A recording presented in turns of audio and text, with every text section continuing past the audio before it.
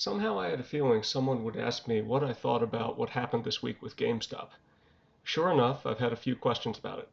Let me start by summarizing my feelings in two words: greatly entertained. Okay, for those of you who are late to the game, let me catch you up. There was a movement that got started on the Wall Street Bets subreddit when poster Deep Effing Value made the observation that the short position on the company GameStop was greater than its float. This started a buying movement that turned into a buying frenzy, and the trading platform Robinhood was cited as one of the sites where buying was especially prevalent. Melvin Capital, a hedge fund that was short the stock, doubled down their shorts in an attempt to push the price of the stock back down. They failed to control the price of the stock and eventually gave up and closed out their position, losing billions. During this whole episode, Robinhood and a couple of other brokerages restricted trading of GameStop stock. By restricted, I mean they prevented people from buying the stock. Clients were still allowed to sell the stock. This drew the ire of many of their customers who wanted to buy the stock, but also drew the ire of others who saw the retail investors overpowering the hedge funds as a victory for the little guy. It even drew the attention of the politicians such as Alexandria Ocasio-Cortez, who came out with several statements criticizing the Wall Street establishment. Now, during the past week, Citadel infused a few $1 billion into Melvin Capital to keep them from going under. There, that's the Reader's Digest version. This whole episode this week was greatly entertaining to me, and I enjoyed reading all of the news stories. So now let me give you my opinions. First, let's start with the Robinhood Citadel link. I personally think the retail investors who are using Robinhood are doing themselves a disservice. Robinhood's main appeal is that it allows small investors to buy stocks for no commission in fractional quantities. It may seem like Robinhood is a benevolent service set up to help the little guy. It even has a nice name. But nobody asks how they are making their money. Robinhood doesn't actually have a trading desk. They route their orders to Citadel in exchange for a commission on each trade that is executed. And how does Citadel make money executing trades for Robinhood? Think about it. Is it any wonder why Robinhood was all of a sudden unable to execute trades on the long side for GameStop? How they handled it was pretty dumb. That is, assuming that they weren't being handled themselves.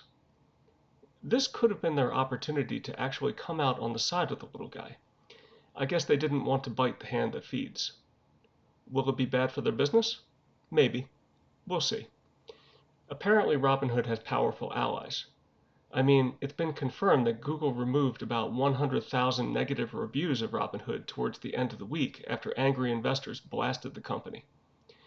And Google stated that they did this because of their policy to prevent deliberate manipulation of a company's star rating. Very convenient. The politicians.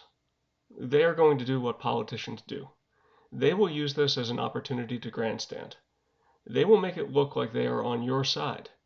Why not? That's how they get their votes. But watch what happens on the Hill. And don't pay attention to the bills that are introduced.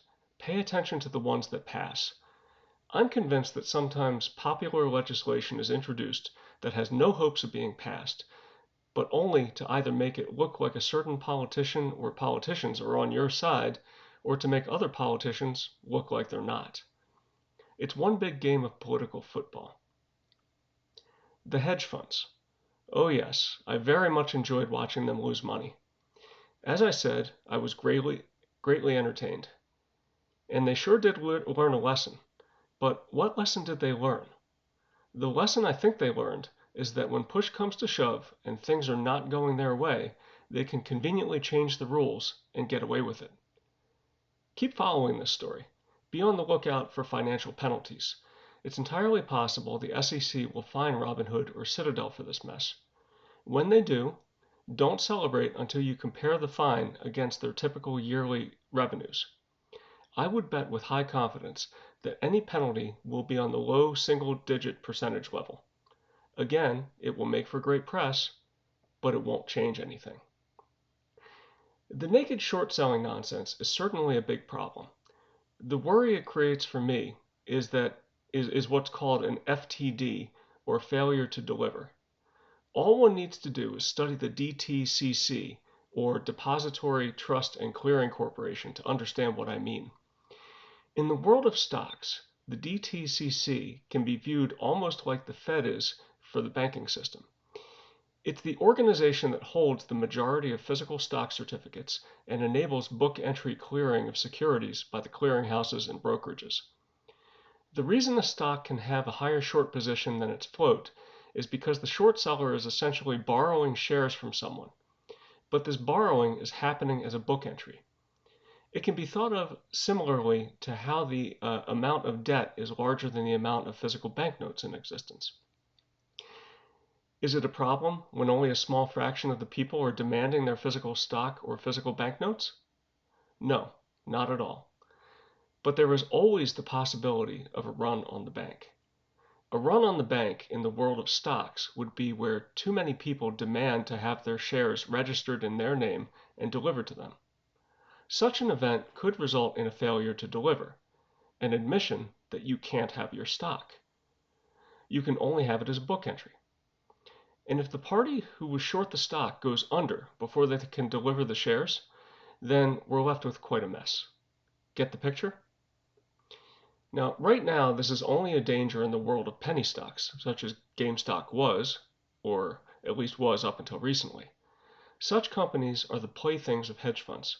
They are shorted heavily in the hopes that the companies will go bankrupt, and their float is so small that if investors actually wanted to take delivery of the shares, they might not be able to. Now, here is where I think the movement to change the system went wrong. The investment crusaders are buying stock and forcing its price up. This is causing a book loss for companies such as Melvin Capital, but it is not exposing the soft underbelly of the system.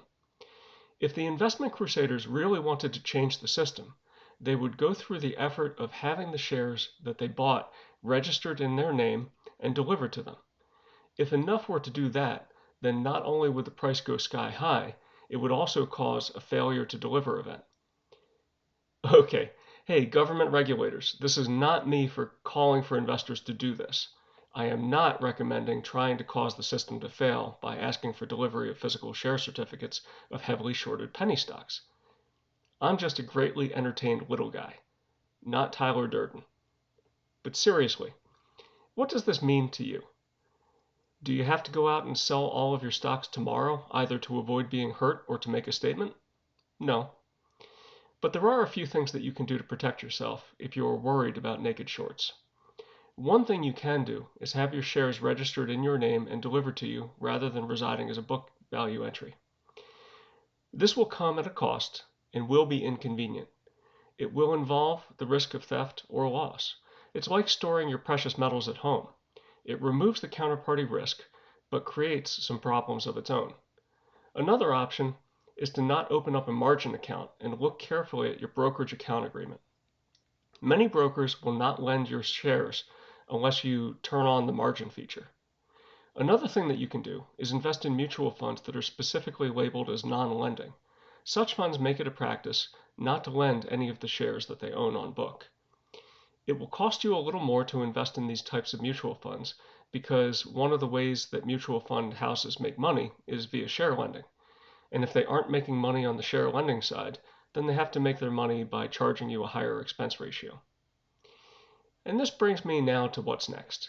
Now, I've seen a lot of chatter lately about forcing a short covering in the silver market. And this is interesting. I have seen it before though. Remember when Max Kaiser was big on crashing JP Morgan by buying silver before he turned his attention to cryptos?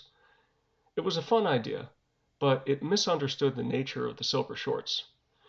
I've covered this in other videos, most notably in my Know the Opponent video. I'd recommend that you watch that video if you want some more detail. Just know that it's generally the mining companies that short their product so that they can generate cash to fund projects until the time comes that they can deliver the metal from their mines. The bullion banks are the ones who facilitate this practice, and it can look like they are the ones going short. In reality, they are just the middlemen between the mining companies who need to borrow metal and their clients who own the metal and want to lend it to make a profit. Will running the silver price hurt the bullion banks? Probably not. They are running a banking operation, and they are long as many contracts as they are short. The secret to why JP Morgan has so many profitable trades in a year when the odds would make it seem impossible is that they are working the spread, not betting on price moves. They will make their money regardless of what direction the price of the metals go. The mining companies who are short will not be hurt by the rise in the metals price. They have already locked in their price, and they have virtually guaranteed to make a profit on their mining operation as a result. As a bonus, an increase in the silver price will make future projects appear more profitable, which will cause them to ramp up their activity and further increase their short position. See how that works? Do I think there's going to be a silver spike this week?